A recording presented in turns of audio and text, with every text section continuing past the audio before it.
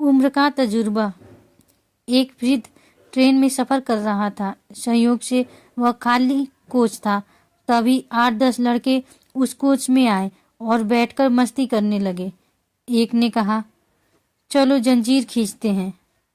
दूसरे ने कहा, यहाँ लिखा है 500 रुपये जुर्माना और 6 माह की कैद। तीसरे ने कहा, इतने लोग हैं, चंदा करके 500 रुपये जमा कर देंगे।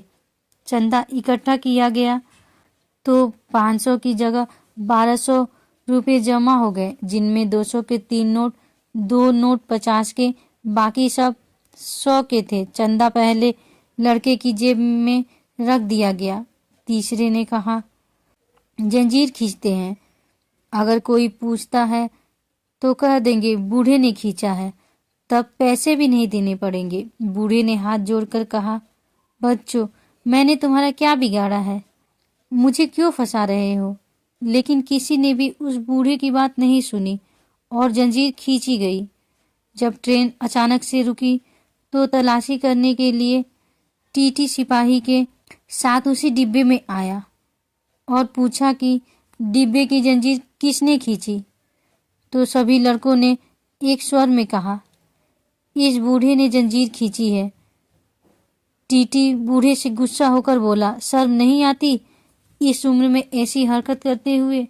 बूढ़े ने हाथ जोड़कर कहा, साहब, मैंने ही जंजीर खींची है, लेकिन मेरी बहुत मजबूरी थी। टीटी ने पूछा, ऐसी भी क्या मजबूरी थी जो आपको जंजीर खींचनी पड़ी?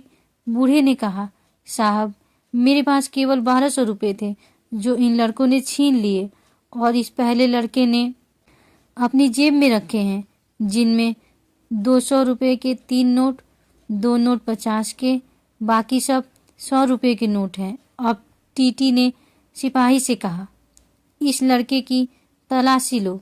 जब लड़के की तलाशी ली तो 1200 रुपये बरामद हुए और जैसा बूढ़े ने कहा था, नोट बिल्कुल वैसे ही थे। 1200 रुपयों को वृद्ध को वापस कर दिया गया। लड़कों को अगले स्टेशन में पुलिस के हवाले कर दिया गया। पुलिस के साथ जाते समय लड़के ने वृद्ध की ओर घूर के देखा तो वृद्ध ने सफेद मूंछों पर हाथ फेरते हुए कहा, बेटा, ये बाल यूं ही सफेद नहीं हुए हैं।